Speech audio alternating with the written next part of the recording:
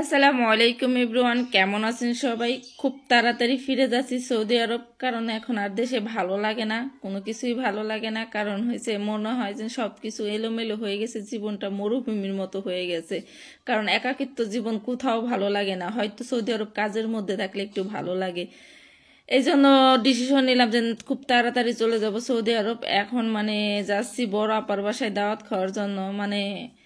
আবার ফের নেক্সট টাইমে চলে যাব, দেখে বড় আপা বলছে আমাদের বাসায় একটু আয়। আর আমি তাড়াহুড়ো করে আমার মেয়েকে নিয়ে রেডি হয়েছি, আমার বাইকের সাথে নিয়েছি। এখন আছি আমি মিষ্টির দোকানে। ভাই একটা মিষ্টি খাইতেছে। এই যে ফ্রিজে মিষ্টিগুলা দেখতেছেন, এখানে সব স্পেশাল স্পেশাল মিষ্টি। কোনো মিষ্টি মনে হয় 500 টাকার নিচে নাই। আর এই যে মিষ্টিগুলো দেখতেছেন, এগুলো এখানে জমা করে রাখছে। আর এই দোকানটা এত বিখ্যাত, সেই ঢাকা টাউন থেকে মানুষ আসে এখান থেকে মিষ্টি কেনে।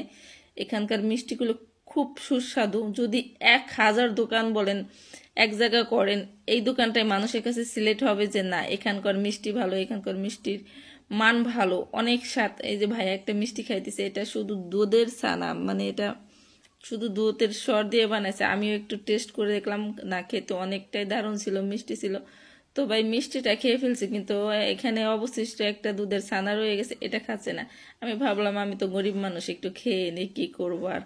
ঠিক আছে, ফাও ফাও পাইছি, ফেলে দেবে কেন? টাকার কেনা, এটা আমি কিনিনি, কিন্তু আমার ভাই কিনছে, তো কিন্তু ফেলে দেবে কেন? তারপর যাই হোক, রাস্তা দিয়ে মোটরসাইকেল দিয়ে আসার পরে দেখলাম এই যে শেখ হাসিনার উন্নতি। ঠিক আছে, সন্ধ্যা হলেই মোমবাতি। এই যে আমার মেয়ে, আমি আসছি বাড়ির পরে দিয়ে, ও একটু পাকনামি করে কাদার মধ্যে দিয়ে আসছে। এসে দেখেন ফ্রক ট্রক একদম কি অবস্থা বানাইছে। আমার যা মেজাজ গরম হয়েছিল, তারপরে কিছু বললাম না, এক বাসা থেকে ধুয়ে নিয়ে আসছি। তারপরে এই বাসায় এসে আমি অনেকক্ষণ ঘুমাইছি, ঘুম থেকে উঠে খেয়ে আমি খাওয়া দাওয়া করেছি, কিন্তু ওই ভিডিওটা আমি আপনাদেরকে দেই নেই। আমার বাবা আসছে, আমার বাবাও খাইতেছে। আমাদের বাড়ির সবাইকে বড় আপা দাওয়াত দিছে, এই জন্য বড় আপার বাসায় সবাই দাওয়াত খাওয়ার জন্য গেছি। বাবা গেছে পরে, সাইকেল নিয়ে গেছে, কারণ হচ্ছে উনি একটু হিসেবে টাকা কম ভাঙতেই পছন্দ করে। আমার মতো না, আমার তো টাকা পাইলে আর কোনো কথা নাই। ঠিক আছে, আমি টাকা ধরে রাখতে পারি না। আমার সমস্যা একটাই, যে প্রয়োজনে ভাঙতেই হবে, কিনতেই হবে, এটাই আমার সমস্যা। কারণ হয়েছে টাকা যদি ধরে রাখতে পারতাম, মনে হয় জীবনে অনেক কিছুই করতে পারতাম। এই যে আমার বাগ্নি, মেকআপ সুন্দরী, সারাদিন শুধু মেকআপ করে, ছোট্ট বাচ্চা।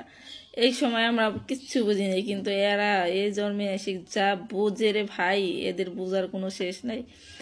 তারপরে কি হয়েছে দেখছেন, আমাকে কি সুন্দর লাগতেছে, নায়িকা নায়িকা লাগতেছে। আমি মনে হইতেছে যে এখন মনে হয় নায়িকা হয়ে গেছে। কারণ হয়েছে আমার মুখে যেন কিছু দেখতেছেন, এই জীবনের ফার্স্ট আমি কোনো মেকআপ করেছি, মুখে কিছু লাগিয়েছি, কিন্তু লাগানোর পরে আমাকে ভালোই সুন্দর লাগতেছিল, কিউট কিউট লাগতেছিল। নিজেকে বারবার আমি আয়নায় দেখতেছিলাম, আমি কি সেই বোকাশোকা কালো সেই মেয়েটা?